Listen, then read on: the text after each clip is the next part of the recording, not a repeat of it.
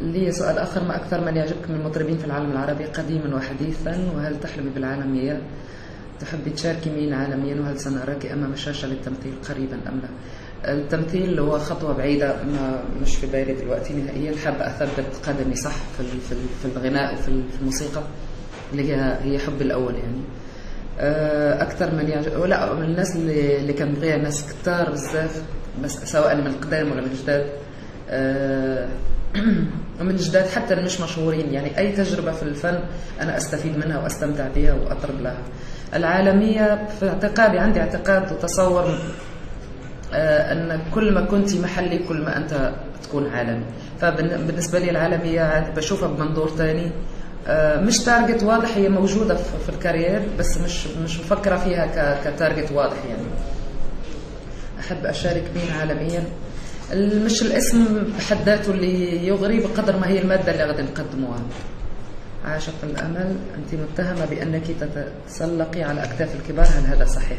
إيه ده يا عاشق الأمل؟ احنا لسه كنا كويسين.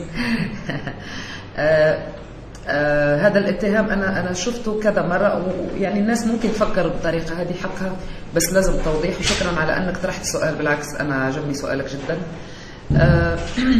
شوف، هو في الوطن العربي كنشوفوا الفيتشرينج والتعاون ما بين فنانين، الدويتس والتريو والملحمة، دائما كنشوفوها أنها حد بيركب على كتف حد.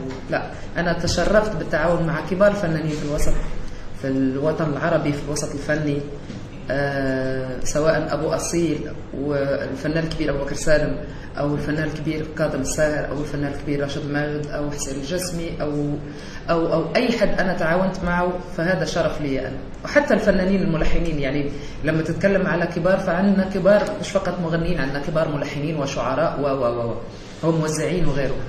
فأنا سعدت بالتعاون معهم. والناس هذه عندها كارير تعبت فيها، ما غاديش تتعاون مع أي حد لمجرد التعاون. مثلا لو خدينا مثال القيصر كاظم الساهر، أنا تشرفت جدا وشكرا لي، دائما أشكره على التعاون. بس ما كنت توقعش أن فنان غادي يتعاون معك في أشكو أياما في أول ألبوم إلى تلميذة، ويرجع يكرر التجربة ويصورها. يعني أعتقد يعني أنه فنان كبير وعنده ذكاء، بما يكفي من ذكاء أنه يمشي كاريره بالشكل الصح، فما غيختارنيش لا لشيء أنه متسلق على أكتاف أول شيء.